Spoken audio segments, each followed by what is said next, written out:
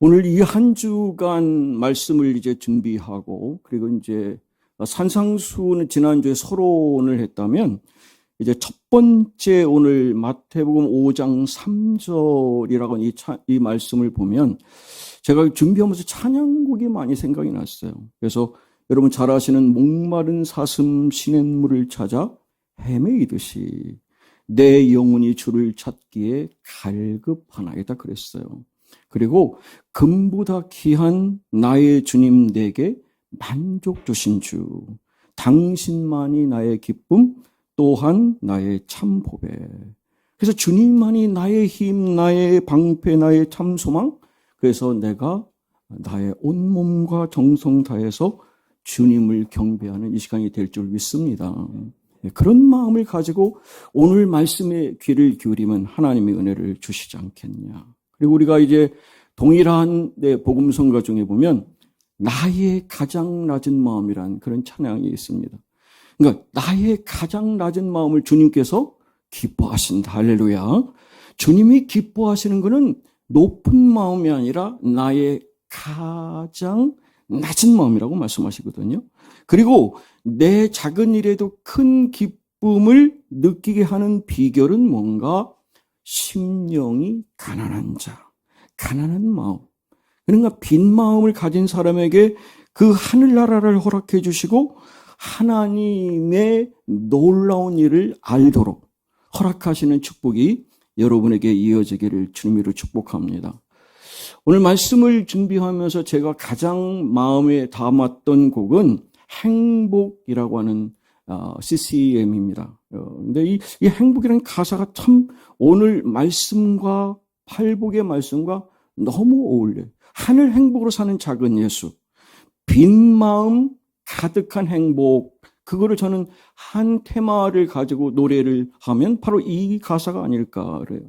화려하지 않아도 정결하게 사는 삶, 가진 것이 적어도 감사하며 사는 삶, 내게 주신 작은 힘 나눠주며 사는 삶, 이것이 바로 나의 삶의 행복이다 그래요.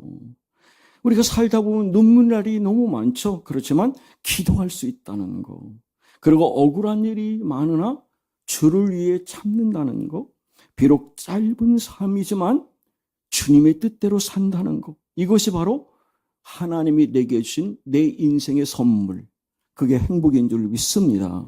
바로 내 마음을 비면, 내 마음을 낮추면 하나님은 하나님의 자녀로 살게 하시고 하늘 행복으로 살아가는 작은 예수, 빈 마음 가득한 행복의 사람으로 세우신다. 그래서 제가 이 원서를 좀 영어를 좀 보니까 이게 이렇게 되어 있습니다. 여러분. 오늘 3절을 보면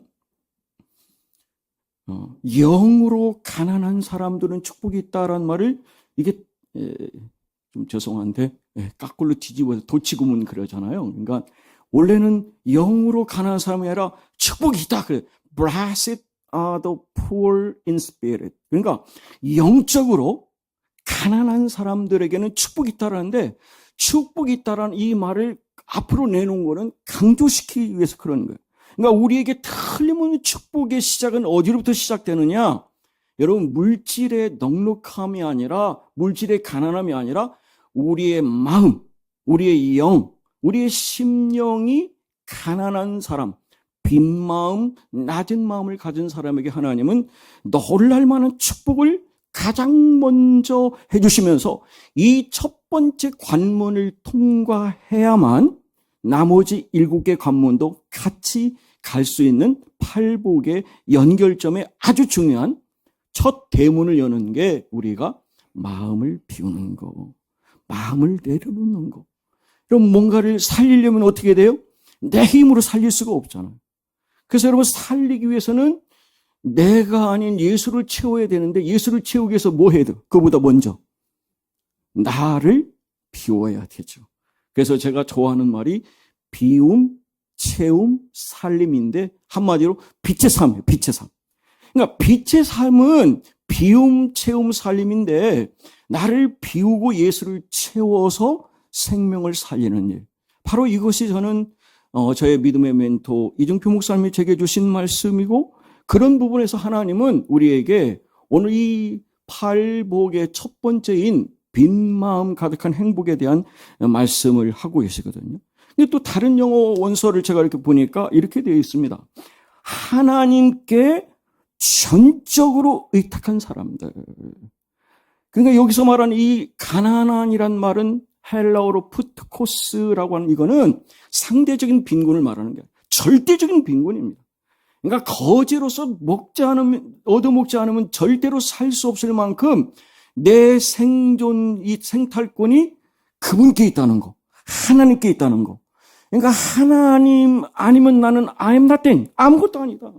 그런 존재일 만큼 내 자신이 그분께 전적으로 의탁하는 것, 그 사람을 하나님은 가장 복이 있다 하십니다. 할렐루야. 그러니까 여러분, 세상 관점으로 볼 때 여러분 보시는 표정과 같이 뭔 소리야 그러신단 말이에요.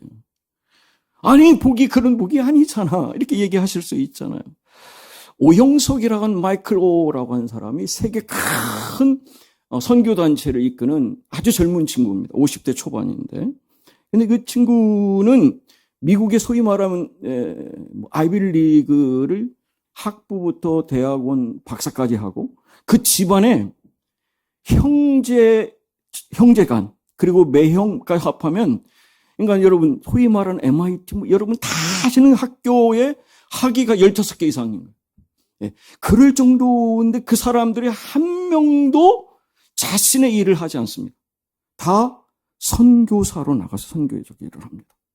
그러니까 그 15명의 최고의 그런 사람들이 뭔가를 한다면 얼마든지 할 수 있잖아요. 그런데 그걸 다 내려놓고 그리고 오직 하나님 일만 하는 거예요. 그러니까 그 사람이 쓴 책이 나는 아무것도 아닙니다, I'm nothing 이라는 책을 썼어요. 근데 이렇게 돼요. 나는 아무것도 아니란 말이에요. 주님의 사랑이 없으면 나는 아무것도 모릅니다. 주님의 지혜가 없으면 나는 아무것도 못합니다. 주님의 능력이 없으면 나는 한순간도 못 삽니다. 주님의 생명이 없으면. 이런 마음을 가지고 그 집안이 그렇게 역할을 하니까 많은 사람들이 그를 바라볼 때 왜 저렇게 최고의 그런 역량 있는 사람들이 하지만 그 본인은 자신이 해야 될 가장 귀한 일을 한 사람도 후회하거나 안타까움 없이 그 일을 감당하는 일이 뭐냐?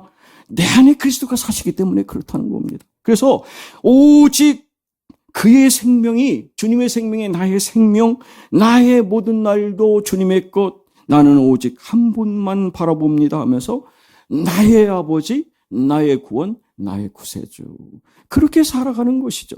바로 여러분 이 아무것도 아닙니다라는 말을 달리 표현하면 나는 하나님만 바라본다는 것입니다.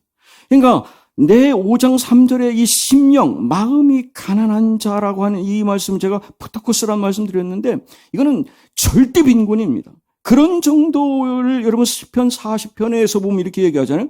나는 가난하고 궁핍하다.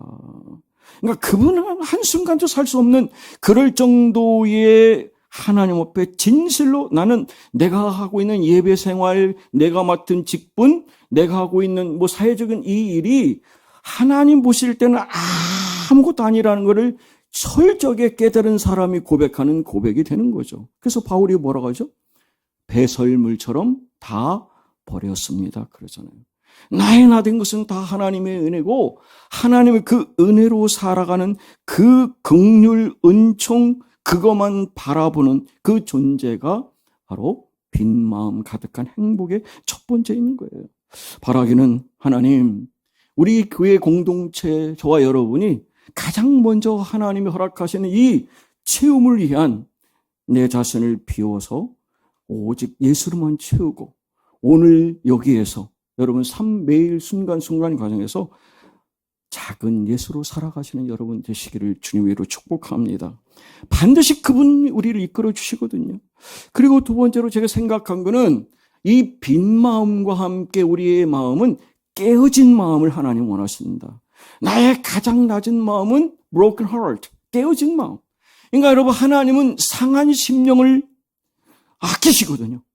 상한 심령을 챙기시거든요. 그러니까 여러분 다윗도 그렇게 상한 심령으로 하나님께 나갔을 때 그를 하나님은 세우시고 그리고 하나님의 마음에 합한 사람을 세우셨다. 그러니까 나는 하나님 앞에 정말 죄진 인간이고 나로서는 아무것도 할 수 없는 무능력한 존재입니다라는 고백하는 그런 자신의 모습을 진솔하게 직시할 때 하나님은 우리가 하나님 앞에 깨어진 사람으로서 우리에게 주시는 것. 그럼 CCM에 있지만 내가 주인 삼은 모든 것을 다 내려놓는다 그랬어요. 내 주님 앞에 내가 사랑할 모든 것 내려놓고 주님을 사랑하는 것. 바로 이것이 심령이 가난한 사람이 가져야 할 두 번째 마음이거든요. 중국어 성경을 봤습니다. 이 가난한 자란 말을 보니까요. 겸손한 자라고 똑같이 써 있어요. 그러니까 여러분 가난함이라는 그 말은 겸손하다는 거와 동의어가 될 만큼 영어에서 humble이란 말이 비천한 이런 말이지만 겸비한, 겸손한 이런 말이 있거든요. 그러니까 겸손이 어떤 겁니까? 다른 사람을 존중하고 자신을 내세우지 않는 태도. 바로 이것이 나를 낮춘 사람은 누군가를 세워드리고 그 일을 통해서 그 일을 하나님은 가장 기뻐하신다. 그러니까 하나님이 가장 기뻐하시는 오늘 여러분 왜 여러분 이 팔복에서 가장 먼저 왜 마음이 여러분 가난한 사람 이 사람을 하나님 나라가 그의 것이다 그랬잖아요. 하늘을 소유할 수 있는 가장 첫 번째 관문은 내 자신을 빈 마음으로 그분 앞에 겸손하게 나가는 이 성품을 하나님은 가난한 마음으로 말씀하고 계세요. 여러분 잘 아시는 성 어거스틴의 제자들이 그 스승에게 물어봤습니다. 스승님, 하나님 앞에서 최고의 동분 뭡니까? 그랬을 때 어거스틴이 틀림없이 겸손이다 그랬습니다. 그럼 두 번째는 뭡니까? 겸손이다. 세 번째는 뭡니까? 역시 겸손이다 그랬어요. 그러면 겸손의 반대는 뭡니까? 했더니 교만한 마음이다 이러셨어요. 그러면 그래서 이제 이 제자들이 이럽니다. 그렇다면 교만은 무엇입니까? 그랬어요. 그랬더니 나는 그래도 겸손한 사람이야. 그 말을 하는 사람 자체는 이미 그 안에 교만이 들어있다는 거예요. 내가 좀 아무 쓸모없는 존재인데 내가 그저 하나님 은혜입니다. 그런 생각을 가져야 심령이 가난한 사람이고 정말 내가 겸손함을 느끼지 못하고 늘 숨쉬듯 하나님 앞에 겸비하게 낮아지는 모습 이게 하나님이 원하시는 가난한 마음, 빈 마음 이게 겸손한 자에게 주시는 하나님의 축복인 줄 믿습니다. 성경에 보면 하나님은 겸손한 자를 가까이 하시고 교만한 자를 멀리 하신다고 말씀하시는데 참 이게 쉽습니까? 어렵습니까? 우리 스스로 고백합시다. 참 징그럽게 어려워요. 너무 어려워. 평생 이거 가지고 싸우잖아요.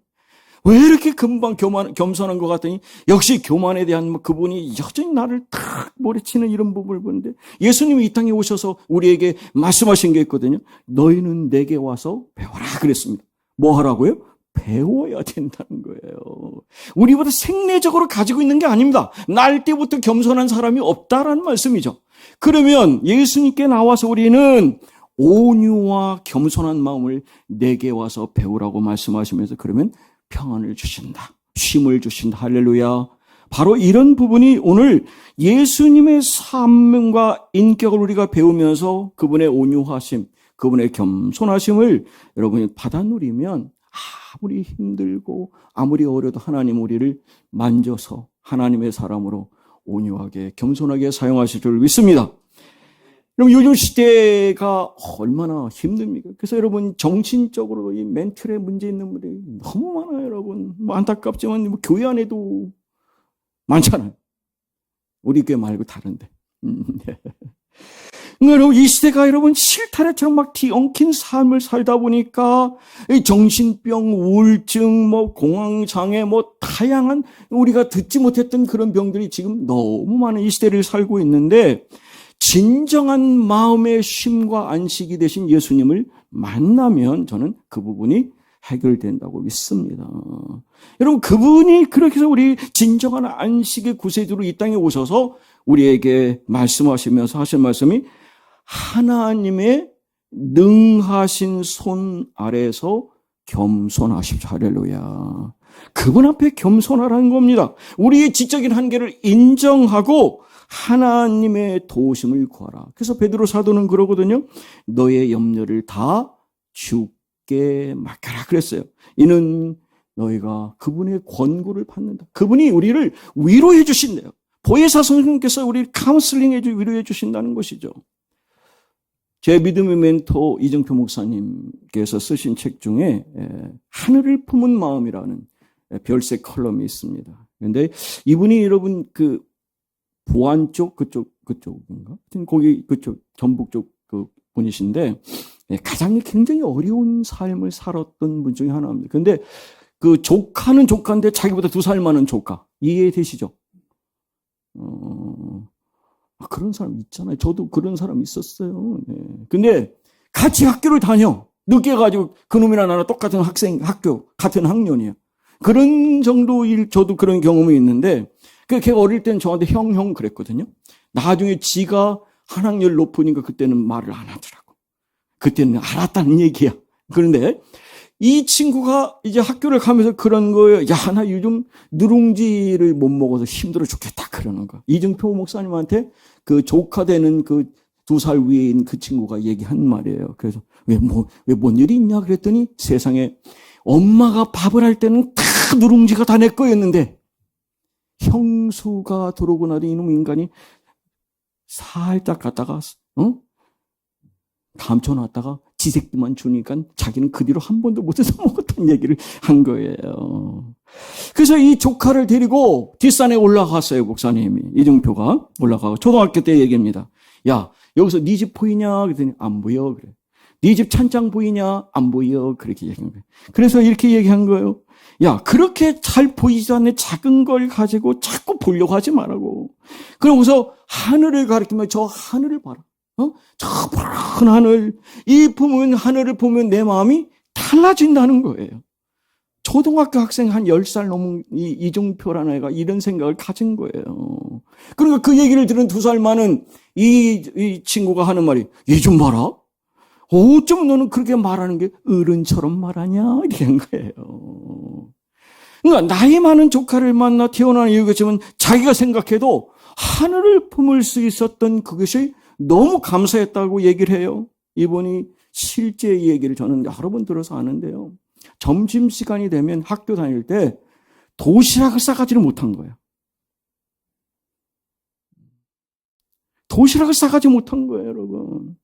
그러니까 어떻게 해요, 여러분? 도시락 먹는 시간에 교실 안에 있을 수 없으니까 밖에 나와서 우물물을 그냥 벌컥벌컥 마시고 찬물을 그러고 산에 올라가서 뒷동산에 가가지고 어떤 마음을 가지면 하나님 비록 배는 물로 채웠지만 내 가슴은 끝도 없이 높고 넓은 하늘이여 내 가슴을 채우다오 하면서 그렇게 하늘을 품은 마음을 이 친구가 가진 거예요. 이게 이중표의 소년 시절입니다. 그러면서 그분이 이 책을 쓸 때 얘기한 거예요. 지금 생각해보면 어린 마음에 그런 생각할 수 있었던 그 자체가 하나님의 은혜였다. 어쩌면 그런 생각을 하게. 원망하고 어떻게 말이야 부모가 밥도 안 주고 아버지는 맨날 술로 난리치고 그런 상황인 그거 원망하는데 그렇게 하지 않고 하늘로 배를 채웠다는 거죠. 그러니까 비록 가난하였지만 하나님께서는 가난을 선물로 주셔서 저의 가슴을 더 넓은 하늘로 채워갈 수 있게 하셨다. 할렐루야. 그게 바로 별세 신학이고 별세의 신비인 거예요. 나는 이 땅의 현실과 상황에 매여 사는 게 아니라 나는 다른 삶을 살아야 되겠다. 이게 별세의 신비죠.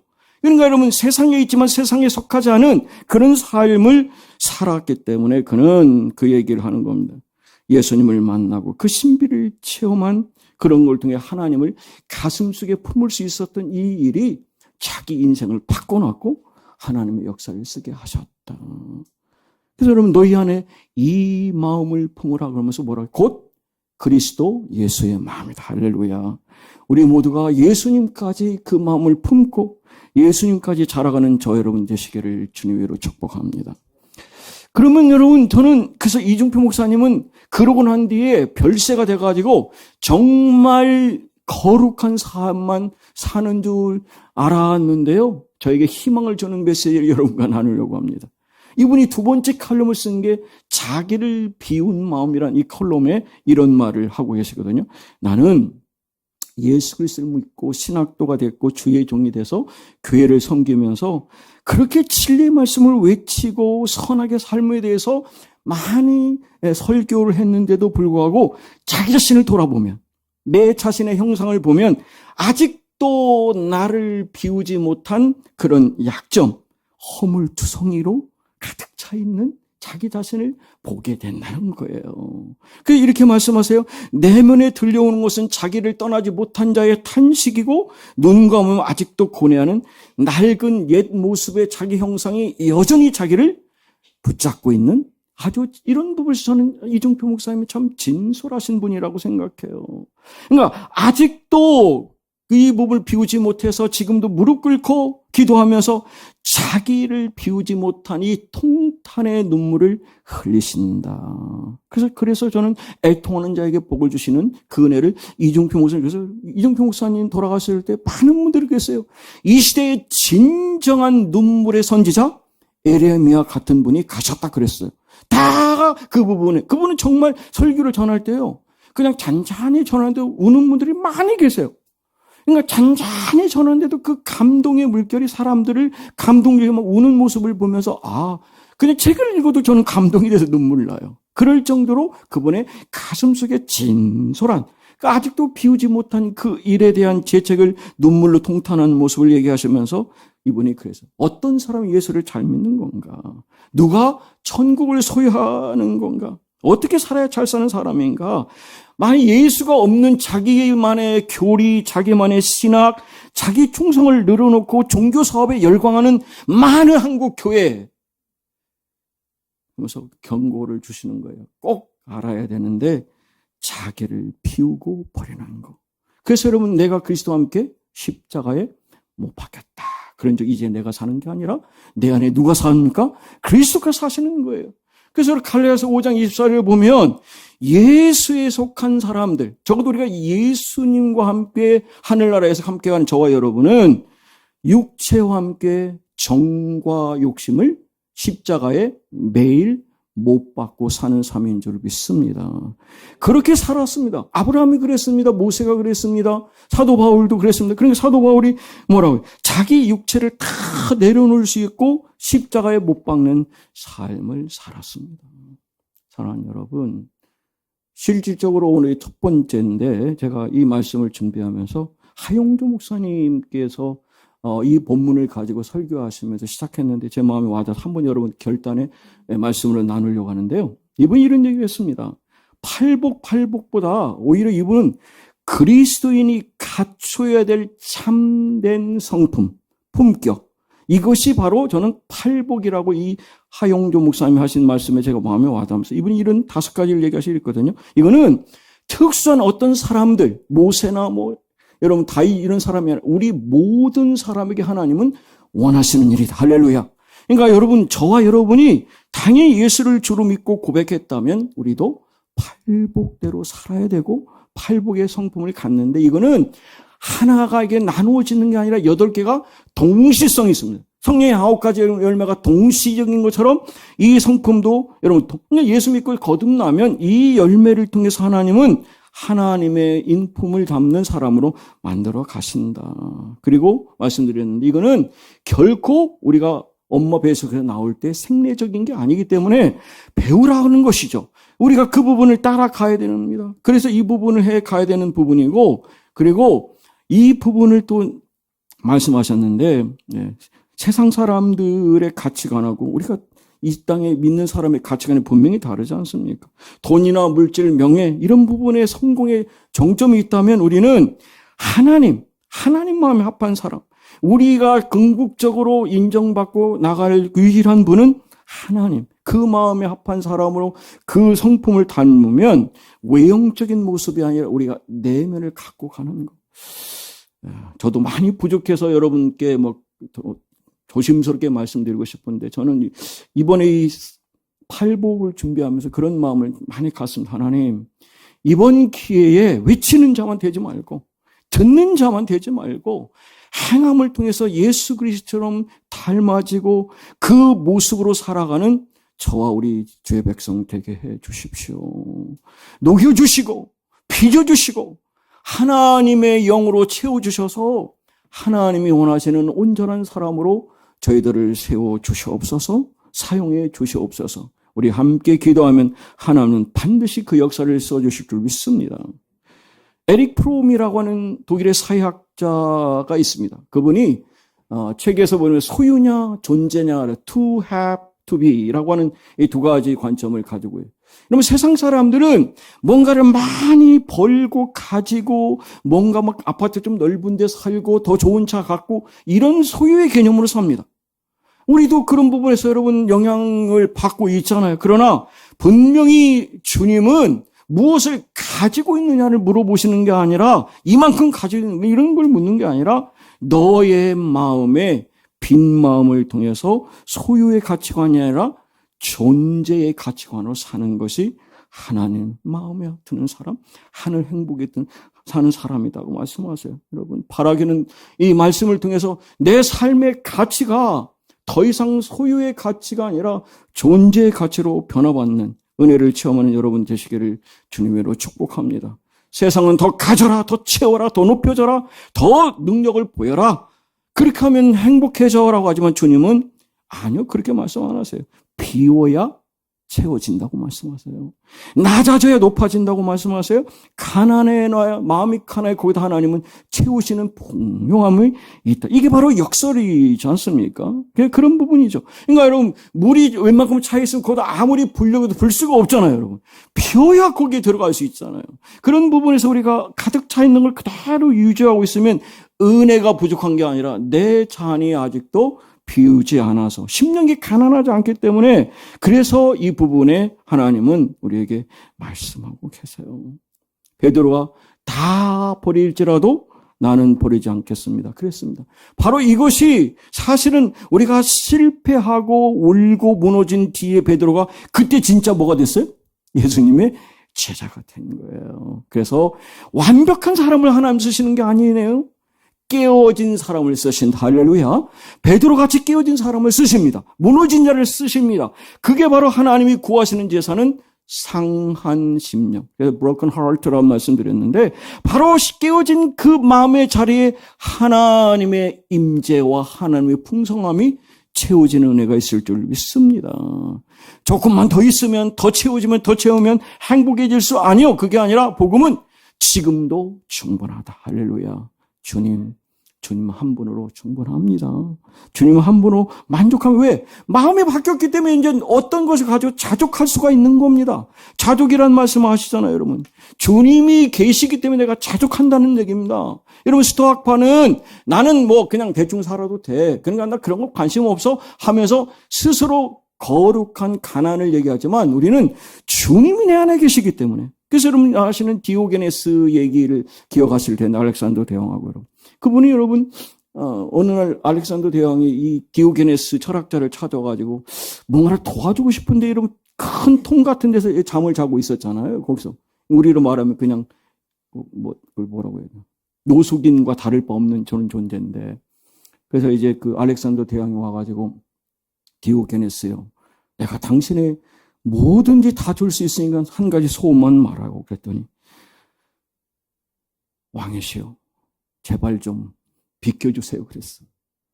나 일광욕 즐기려고 하는데 왜 내 앞에서 막아가지고 일광욕을 못하게 하냐 그러는 거죠. 그러니까 다 필요 없다는 거예요. 나는 내게 주신 마치 자연처럼 사는 이런 부분인데 이거는 사실 스토아파의 얘기고 우리가 성서적으로 볼 때는 여러분 내가 없어도 만족한다니까 주님이 나의 모든 것을 채워주심에 한 분만으로 만족하기 때문에 없어도 이겨만하고 그래 이겨낼 수 있고 그래서 감사합니다. 그래서 주님 한 분으로 만족하다는 것이죠. 우리 잘 아시는 것처럼 알렉산더가 마지막에 여러분 모든 사람에게 한 말이 뭐예요? 이 땅에 33살에 가면서 봐라. 좌우의 관의 뚜껑 옆에를 뚫어라 그랬습니다. 옆에를 뚫어라. 그래서 손을 딱 내밀게 하고 갔습니다. 이게 무슨 말이에요? 세상의 최고의 땅을 소유한 나 알렉산더도 죽을 때는 아무것도 가지 않고 빈손으로 간다. 이런 소유 개념이 아니라 정말 가치 있는 존재 개념으로 살아야 된다는 걸 그는 말한 것입니다. 사도 바울이 빌립보서 4장 11절에 13절의 말씀을 하시는데 이렇게 얘기하거든요. 내가 궁핍해서 말하는 게 아니라. 여러분 사도 바울이 궁핍한 사람 원래 아니었잖아요. 다 가지고 있었던 사람이 그래서 스스로 나는 어떤 상황에서도 스스로 만족하는 법을 배웠다. 할렐루야. 여러분 내가 주님과 함께함에 감사하고 그 만족감이 있으면 내가 좀 불편해도 없어도 어떠십니까 여러분? 만족하시죠? 감사하시죠? 그게 여러분 자족이라고 하는 말의 의미입니다. 그래서 여러분 이렇게 얘기하거든요. 일체의 비결을 배우자. 세크릿이라는 겁니다, 여러분. 그러니까 알 사람은 아는 거죠. 그러니까 여러분 바울이 존귀에도 처하고 귀천에도 처하고 막 다양한 경험을 하면서 스스로 배운 거는 하나님이 원하시는 거는 그냥 팔젓타령하고 그리고 여러분 에이 난 몰라 자포자기 그리고 될 대로 되라 그게 아닙니다 여러분. 틀림없이 어떤 상황에서도 적응할 수 있는 비결을 배웠다. 사랑하는 여러분, 하나님은 그런 마음을 가진 자에게 뭐라고 하세요? 너에 있는 처해 있는 상황, 환경을 내가 뛰어넘는 그런 역사를 쓰게 해줄 것이다 라고 말씀하세요.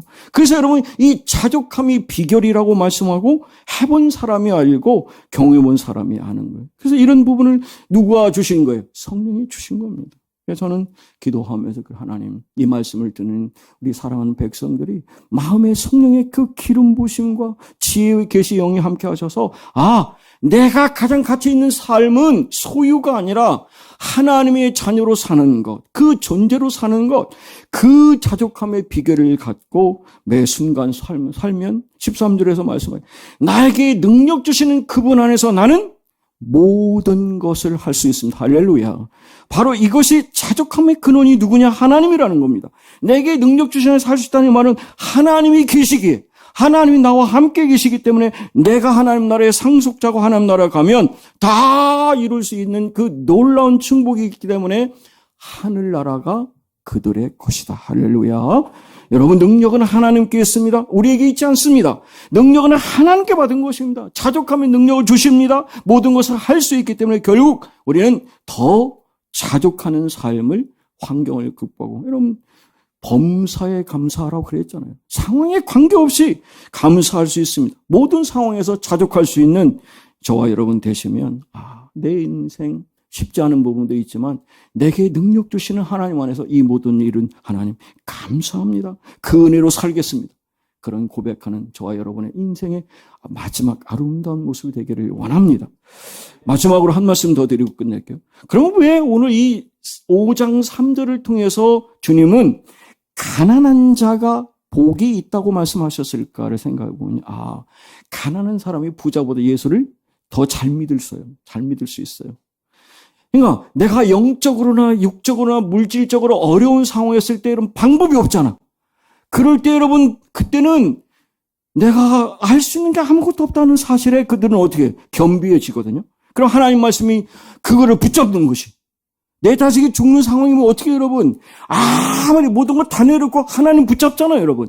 그런 거나 마찬가지라는 거죠. 그러니까 가난과 고통이 예수님을 구하고 찾고 두려울 수 있기 때문에 그래서 가난한 자가 그래서 복이 있다고 말씀하신 거예요. 잘 사는 사람은 믿는 구석이 있기 때문에 여러분 안 믿습니다 여러분. 조금 있다가 나중에 제가 여러분 전도하러 지금 다니고 있잖아요. 확실히 그런 게 보여요. 근데 절실한 사람은 바로 마음을 열거든요. 그래서 여러분 또 배운 사람 내가 가진 게 이런 지식이 이 정도인데 그러니까 하나님은 보세요. 가난한 자에게 하나님은 이렇게 첫 번째 복을 준 가난한 자는 마음을 쉽게 비울 수가 있거든요. 별로 가진 게 없으니까. 그런 게 열거든요. 근데 주님이 들어가는 거예요. 성령이 역사하시는 거예요. 그래서 심령이 가난한 자가 복이 있다. 그렇게 하는 거죠. 여러분 어려우면 어때요? 그럼 생명 걸잖아요. 그러니까 믿는 게 없으니까. 그러니까 여러분 생명 걸고 그 일을 하니까 목숨 걸고 예수 믿어요. 그러니까 죽을 병도 살려주시고 회복시켜주시고 일어나게 하신다고 저는 믿습니다. 그래서 저는 그 믿음을 저는 저와 여러분이 같이 공유하면서 하나님 제 마음을 비우기를 원합니다. 하나님 임재하셔서 심령이 가난한 사람으로 살게 하여 주시옵소서. 진정한 행복을 누리는 하늘 행복을 사는 작은 예수가 되게 해 주십시오. 그러면 그 믿음을 가지고 하늘나라까지 저와 여러분을 인도하시는 그 놀라운 여가 있을 줄 믿습니다. 그 믿음 가지고 여러분 마음을 비우시고 내 안에 깨어진 마음을 가지고 자족하며 살아서 하나님 원하시는 심령이 가난한 최고의 하늘의 축복을 받는 저와 여러분 되시기를 주님의 이름으로 축복합니다.